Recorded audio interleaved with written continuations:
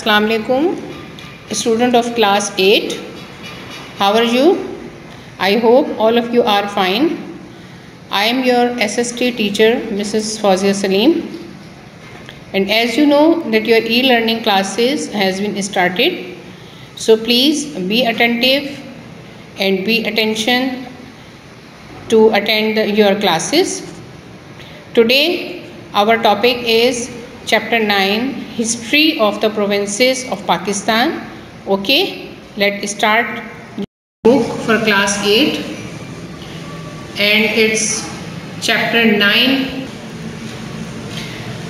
And today our topic is Chapter 9, History of the Provinces of Pakistan. Okay, this is your topic, History of the Provinces of Pakistan, right? You have already studied the history of South Asia. This chapter covers history of the provinces of Pakistan in more detail. ठीक है, from early classes you have learned about the provinces of Pakistan, but this is the topic of history of the provinces of Pakistan. There is some difference between both of them. Okay, let's start the chapter now. Pakistan consists of provinces Sindh, Punjab, Khyber Pakhtunkhwa, formerly NWFP, and Balochistan. In addition to these, there is the province-like unit of Gilgit-Baltistan, the capital territory of Islamabad, and federally administrated tribal area FATA. Azad Jammu and Kashmir. Azad Kashmir is also under the control of Pakistan but has its own legislature and courts. इस paragraph में आपको पाकिस्तान के चारों provinces के नाम बताए हैं. ठीक है, अच्छा, इस पैराग्राफ में आपको प्रोविंसेस के नाम बताए गए हैं जो कि 5 हैं. ठीक है, और आज़ाद जम्मू एंड कश्मीर के बारे में आपको बताया है कि ये भी पाकिस्तान का हिस्सा है, लेकिन इसके अपने कायदे कानून हैं, अपने कोर्ट्स हैं, आज़ाद है ये. ठीक है, now we are going to talk about province Sindh. In this paragraph we learn about the history of Sindh, that what is the history of province Sindh. Sindh has a long history. It was here that the Indus Valley civilization started some 5,000 years ago, and the first planned city of the world was built at Mohenjo-daro. Later that civilization came to an end. Next, it was the Aryans who invaded the region. But we have little information about the centuries after their invasion. However, we know that a Brahman dynasty came to power in the 7th century AD. Sohandi was a famous queen of that dynasty whose son Raja Dahir was killed by the Arabs who conquered Sindh in 712 AD under the command of Muhammad bin Qasim. इस paragraph में आपको बता रहे हैं कि सिंध की बहुत लंबी तारीख़ है और यहाँ पे इंडस वैली सिविलाइजेशन जो है वो तकरीबन 5000 साल पुरानी है. और इंडस के मायने हैं सिंध, सिंध को कहते हैं इसलिए कि दुनिया की सबसे पहली इंडस्ट्री जो है वो सिंध में लगाई गई थी, इसीलिए इसको इंडस कहा गया और फिर उससे लफ्ज़ इंडस्ट्री बना. और यहाँ की जो सबसे पुरानी तहज़ीब है, या आप तहज़ीब का मतलब होता है यहाँ की जो आबादी रह चुकी है, वो मोहनजोदारो के नाम से है और ये एक वेल प्लान्ड सिटी के तौर पे मशहूर है. और उस ज़माने के लिहाज से इन लोगों ने बहुत अच्छे तरीके से अपने घर तरतीब से बनाए, अपने सेवरेज का निज़ाम बहुत अच्छा रखा. और जो लफ्ज़ मोहनजोदारो है ये सिंधी ज़बान का लफ्ज़ है और इसका मतलब है मुर्दों का टीला. और इसके बाद जो सिविलाइजेशन यहाँ पे आई है वो आर्यंस की थी और इन्होंने यहाँ पे हुकूमत की और इनकी सेंचुरीज़ के बारे में बहुत कम मालूमात हमारे पास है. और उसके बाद जो आए यहाँ पे वो बरहमन डेंसिटी, जो यहाँ पे पावर में हुकूमत में आए 7वीं सेंचुरी में यहाँ पे आए थे। और सुहांदी नाम की एक मशहूर मलका थी जिसका बेटा था राजा दाहिर, जो कि एक बहुत जालिम बादशाह था। वो अरब के जो फातिहीन सिंध में आए थे उनके हाथों वो कत्ल हुआ। और ये जो फातेह इस सिंध में दाखिल हुए थे, इनका कमांडर जो है वो मोहम्मद बिन कासिम था, जो 17 साल की उम्र में जिसने सिंध को फतह किया। The conquest of Sindh by the Arabs brought many changes to this province. It became, Sindh में जो फातिहीन आए थे वो अरब से आए थे और उन्होंने, उनके आने के बाद सिंध में बहुत से चेंजेस यानी कि बहुत सी तब्दीलियाँ आई थी। और ये अरब से आए थे, इन्होंने यहाँ पे हुकूमत की और ये लोग मुसलमान थे। इसी वजह से सिंध में इनके आने के बाद बहुत सारे लोगों ने इस्लाम कबूल किया। और इसके बाद यहाँ की लोकल यानी कि यहाँ की मकामी ज़बान जो है वो सिंधी थी, जिसको अरबिक स्क्रिप्ट के साथ जो है वो लिखा गया, यानी अरबी का रस्मुल ख़त बनाया गया। अरबी को सिंधी का रस्मुल ख़त बनाया गया जो कि अरबी की तर्ज पे था। On the other hand, the people of Sindh provided invaluable knowledge about medicine and arithmetic to the Arabs, who then spread into Europe at a later stage. और इसके बाद यहाँ पे जो दूसरे तरफ अगर हम देखा जाए तो यहाँ के जो लोग थे सिंध के रहने वाले, उन्होंने मेडिसिन और अर्थमेटिक में बहुत ज़्यादा नॉलेज हासिल की और फिर उसको उन्होंने यूरोप तक जो है फैलाया। Sindh became independent again when the Arab empire grew weak after 900। Sindh को आज़ादी कब मिली? सिंध को आज़ादी उस वक्त मिली जब अरब एम्पायर यानी कि अरब की जो हुकूमत है वो कमज़ोर होना शुरू हो गई 900 AD में। The densities that ruled Sindh after the Arabs are discussed in the following pages, यानी कि आगे आने वाले पेजेस पे हम उन कौमों को डिस्कस करेंगे जिन्होंने सिंध पे हुकूमत की अरब के बाद। ठीक है, अरब के जाने के बाद जब अरब की हुकूमत जो है वो कमज़ोर होना शुरू हो गई, तो उसके बाद किन किन लोगों ने सिंध पे हुकूमत की, ये हम आगे आने वाले नेक्स्ट पेज पे हम इसको डिस्कस करेंगे। इस पेज पे आप ये पिक्चर देखिए, ये मोहनजोदारो की पिक्चर है। ये वो हैं जो मोहम्मद बिन कासिम ने यहाँ आने के बाद जो पहली मस्जिद यहाँ पे बनाई थी भंबोर में, ये उसके खंडरात हैं। और उसके बराबर में ये पिक्चर है, ये मिंजीनिक नाम की एक मशीन है जो मोहम्मद बिन कासिम ने के ज़माने में जंग में इस्तेमाल हुई थी। Somraj. When the Arab Empire grew weaker, the Somras declared independence in 1026 AD. They originally belonged to an Arab tribe which had settled in Sindh. Somras, their first king, ruled over Lower Sindh on the eastern side of the Indus River. Umar Somro was the most famous ruler of this region. He is best remembered through a folk story in which he is said to have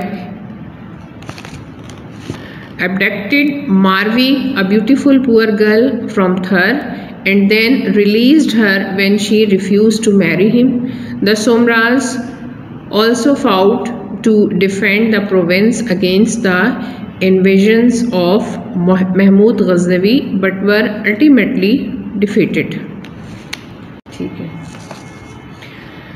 Somraj उस वक्त power में आए जब अरब empire कमज़ोर होना शुरू हुआ। उन्होंने अपनी आज़ादी को डिक्लेयर किया 1026 AD में। ठीक है, असल में वो अरब कबाइल से ताल्लुक़ रखते थे जो कि सिंध में आके आबाद हो गए थे, लेकिन असल में उनका ताल्लुक़ अरब से ही था।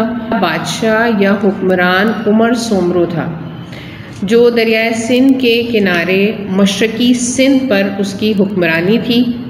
उमर सोमरो के हवाले से एक फ़ोक स्टोरी यानी कि लोक दास्तान मशहूर है। लोक दास्तान उसे कहते हैं जो हमारे इलाकाई, जो हमारे इलाके हैं, जो हमारे कबायली इलाके हैं या हमारे जो प्रोविंशियल उनका जो कल्चर होता है उससे रिलेटेड जो कहानियाँ होती हैं उसको हम फ़ोक स्टोरीज़ कहते हैं। तो सोमरो जो था, उमर सोमरो, उसके साथ ये कहानी इस हवाले से ये मशहूर है कि उमर सोमरो ने एक गरीब और ख़ूबसूरत लड़की जो वहाँ के एक मछेरे की बेटी थी उसे अपनी कैद में रखा, और जब उसने शादी से इनकार कर दिया तो उसने उसे आज़ाद कर दिया।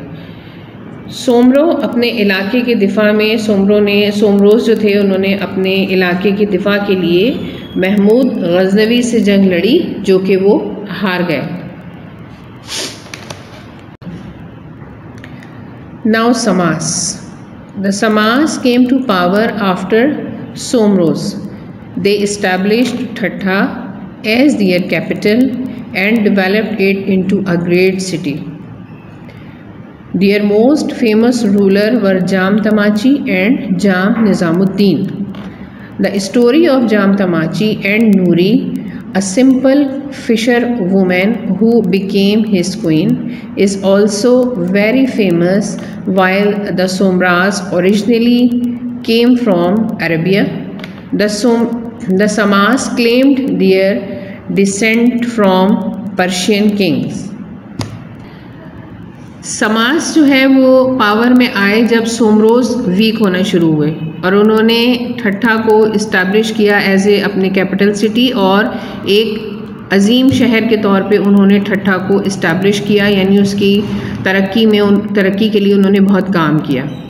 और यहाँ के जो मशहूर हुक्मरान थे उनमें एक जाम तमाची और दूसरा निज़ामुद्दीन थे। अब जैसे हमने सोमरोज़ में पढ़ा था कि वहाँ पे उमर सोमरो और मारवी की कहानी लोक दास्तान थी, जैसे कि मारवी थर की रहने वाली गरीब लड़की थी, इसी तरह जाम तमाची की भी एक फ़ोक स्टोरी है, एक लोक दास्तान है जो कि नूरी के नाम से है। नूरी एक आम सादा से मछेरे की बेटी थी जो आगे चलकर उसकी मलिका बन गई, यानी कि उसने जाम तमाची ने नूरी से शादी कर ली और वो नूरी जाम तमाची के नाम से मशहूर है। और इसके लिए आप लोगों को मैं एक फर्दर इससे हट के इन्फॉर्मेशन देना चाहूँगी कि करली झील जो लोग गए हैं उन्होंने देखा होगा कि करली झील के बीचों बीच एक मज़ार है, गोल सा एक छोटा सा मज़ार है जो नूरी जाम तमाची या माई नूरी जाम तमाची के नाम से मशहूर है। वो इसी का मज़ार है जो इसके मरने के बाद जाम तमाची ने वहाँ पे तामीर करवाया था, क्योंकि ये अपना बहुत सा वक्त वहाँ पे गुजारा करती थी, वहाँ बैठा करती थी जाके। Anyways, come to the point, while the Soomras originally came from Arabia, यानी कि जबकि वो सोमराज जो हैं वो असल में अरबिया से आए थे, अरब से आए थे, ठीक है।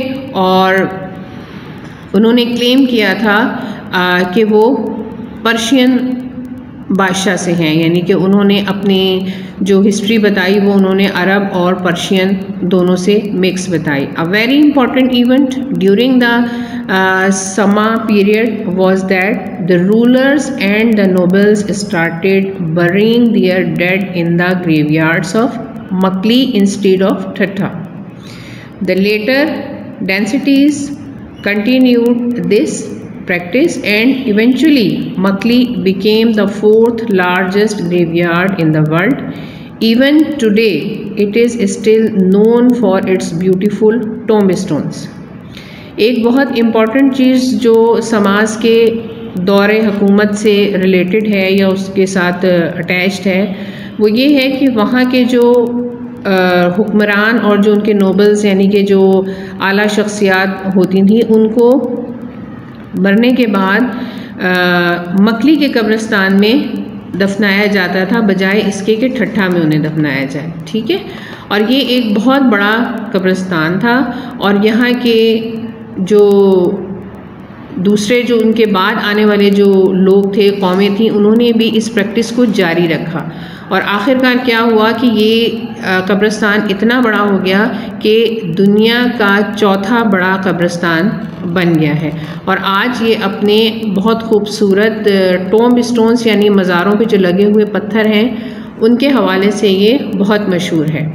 और दूसरी इम्पॉर्टेंट बात यह है कि यहाँ जो कब्रों के ऊपर जो नक्शो निगार बने हुए हैं वो उन्होंने इस तरतीब से बनाए हैं कि मर्दों के अलग और औरतों के अलग हैं, यानी कि मर्दों और औरतों की कब्रें जो हैं वो डिज़ाइन, उनके पत्थरों की डिज़ाइन देख के पहचानी जा सकती हैं। और ये काफ़ी ऊंची ऊंची कब्रें बनाते थे और उन पे बहुत खूबसूरत पत्थर और उनके ऊपर डिज़ाइन वाले यानी कि पत्थर लगाए जाते थे, जो कि आज भी मौजूद है और बहुत सारे लोग जो है इसे देखने के लिए जाते हैं और ये ठट्ठा में मौजूद है।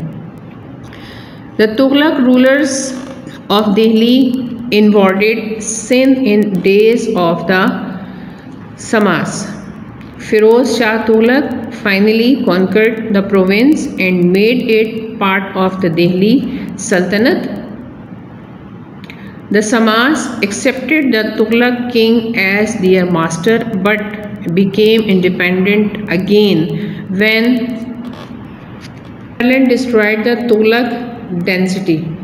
ठीक है, अब आखिर में ये हुआ कि तुगलक जो उस दिल्ली का हुक्मरान था उसने सिंध को फ़तह किया और उसके बाद फ़िरोज़ शाह तुगलक जो है वो फाइनली इस प्रोविंस को उन्होंने फ़तह किया और इसको दिल्ली की सल्तनत में उन्होंने शामिल कर दिया। और समास के जो रहने वाले थे उन्होंने तुगलक को एज ए बादशाह जो है अपना आका मान लिया और दोबारा इनको आज़ादी मिली जब तुगलक की हुकूमत जो है वो ख़त्म हो गई, तबाह हो गई। Arghuns came from central Asia. They were also descendant of Genghis Khan just like the Mughals. Shah Shuja Beg was one of the earliest Arghun kings of Sindh. His capital was the city of Bhakkar near modern Rohri. अब समास के बाद यहाँ पे उनके हुकूमत ख़त्म होने के बाद यहाँ पे आते हैं अरगून्स।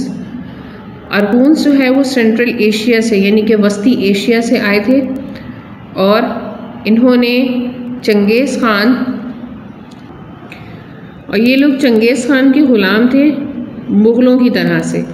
और शाह शुजा बेग जो हैं वो इनके अर्लीस्ट अरगून किंग ऑफ सिंध थे, यानी सिंध में आने के बाद, अरगून्स के आने के बाद जो इनके सबसे इब्तिदाई टाइम के जो बादशाह थे वो शाह शुजा बेग थे।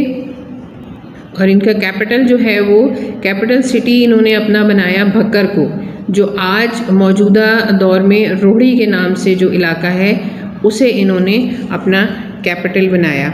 ये पिक्चर आप देख रहे हैं, ये पिक्चर जो है ये ग्रेवयार्ड ऑफ मकली की है, यानी कि जो मकली का कब्रिस्तान है और जो डेवलप हुआ था जाम तमाची के दौर में, जाम तमाची के ज़माने में। और यहाँ पे ऊंचे ऊंचे मज़ार और ऊंची ऊंची कब्रें हैं जो कुछ इसमें आप देख सकते हैं। बाकी अगर जो वहाँ पे जा चुके हैं या कभी आपका जाना हो तो आप ज़रूर मकली का कब्रिस्तान जो है वो देखिए, और वहाँ पे बहुत खूबसूरत कब्रें और उनके नक्शो निगार बने हुए हैं। ओके क्लास, यहाँ तक हमारे जो टॉपिक हमने डिस्कस किए हैं यहाँ पे आज की हमारी क्लास जो है वो ख़त्म होती है, और बाकी के जो हमारे टॉपिक्स हैं वो इंशाल्लाह हम अगली क्लास में उनको कवर करेंगे। ठीक है, उस वक्त तक के लिए अल्लाह हाफिज़ एंड टेक केयर।